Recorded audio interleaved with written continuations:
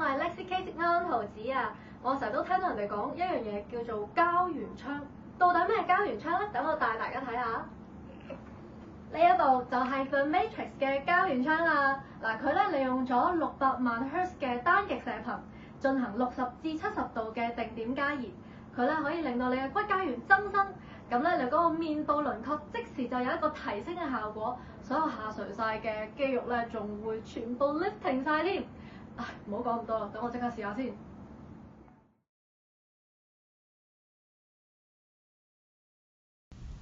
The Matrix 就有3個探頭嘅，治療師幫我清潔完面部之後，將回路板擺喺我背脊。我而家用緊呢一個就係面部探頭，可以全面緊緻肌膚，提升輪廓同埋減淡幼紋㗎。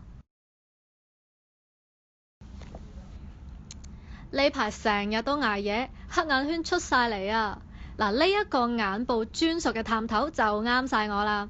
佢細細個，可以緊貼眼部嘅位置，改善浮腫同埋減淡黑眼圈㗎。最後呢個就係身體探頭，佢可以令到皮膚更加緊緻白滑，特別推介俾生完 BB 嘅媽媽同埋有橙皮紋嘅人試下。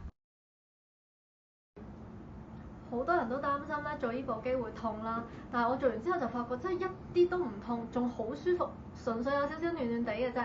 咁我做完之後咧就即時感覺到咧有一種緊緻、皮膚脹卜卜嘅感覺。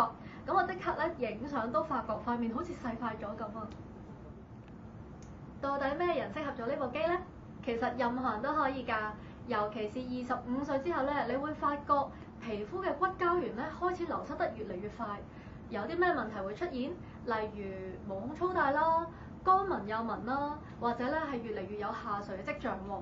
嗱咁咧，The Matrix 就可以咧全面咁樣激活呢個膠原兵團，將你下垂咗嘅位置咧逐步咁樣去提升嘅。嗱咁咧，佢就可以令到你嘅皮膚越嚟越有彈性㗎啦。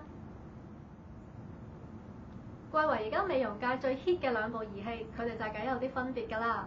嗱 ，The Matrix 咧主要就係針對激活膠原蛋白再生，而 HIFU 就係令到皮膚緊緻提升嘅。嗱，有啲美容院咧就會雙管齊下，令到你嘅皮膚又彈又香㗎。好，今日嘅介紹嚟到呢度差唔多啦，我下一次再帶多啲扮靚資訊俾大家啦，拜拜。